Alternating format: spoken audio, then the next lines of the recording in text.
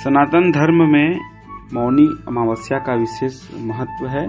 माघ महीने में आने वाली अमावस्या को मौनी अमावस्या कहा जाता है। धार्मिक मान्यताओं के अनुसार इस दिन मनुष्य को मौन रहना चाहिए और पवित्र नदियों में स्नान जरूर करना चाहिए।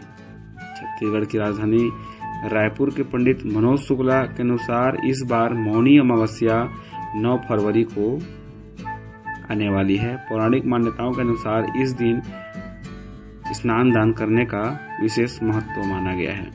उन्होंने यानी पंडित मनोज शुक्ला ने मौनी अमावस्या को लेकर क्या कुछ पूजा विधि बताई है, क्या कुछ करने को कहा है, आइए आपको सुनवाते हैं। हमारे सनातन परंपरा में जो कृष्ण पक्ष की 15वीं तिथि होती है उसको अमावस्या के रूप में जानी जाती है। तो हर मास की अमावस्या को अलग अलग नाम से जानी जाती है।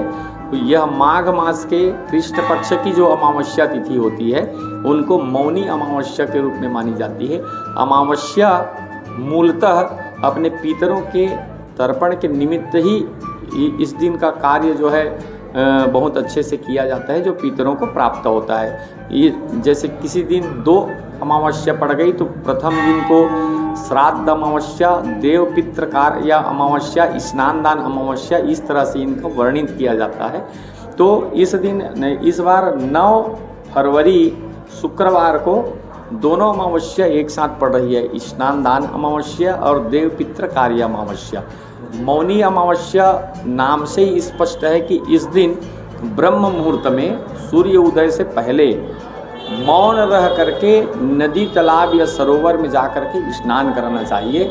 हमारे मौनी अमावस्या का सनातन हमारे परंपरा में इतनी मान्यता है कि बड़े बड़े जो हमारे पुण्यदायी नदियां हैं, महानदियां हैं, बड़े बड़े सागर हैं, वहाँ स्नान करने के लिए ही लोग तीर्थ यात्रा में जाते हैं। इसलिए मौनी अमावस्या के दिन यथाशक्ति तीर्थों में यदि नहीं भी जा सकें तो अपने नज़दीकी के तालाब में, नदियों में, यदि वहाँ भी संभव न हो तो अपने घर में स्नान करते समय इन पुण्यदायी नदियों को स्मरण कर लें। गंगे, यमुने, सरस्वती, गोदावरी, नर्मदा, कावेरी, इसको स्मरण करके स्नान करें तो उनका पुण्य का फल जरूर प्राप्त होता है। यह मौनी अमावस्या पूर्णतः स्नान दान के लिए निमित्त है और अपने पितरों को श्राद्ध तर्पण किया जाता है। इस बार 2 अमावस्या साथ में पड़ रही है तो कोई संयोग ऐसा?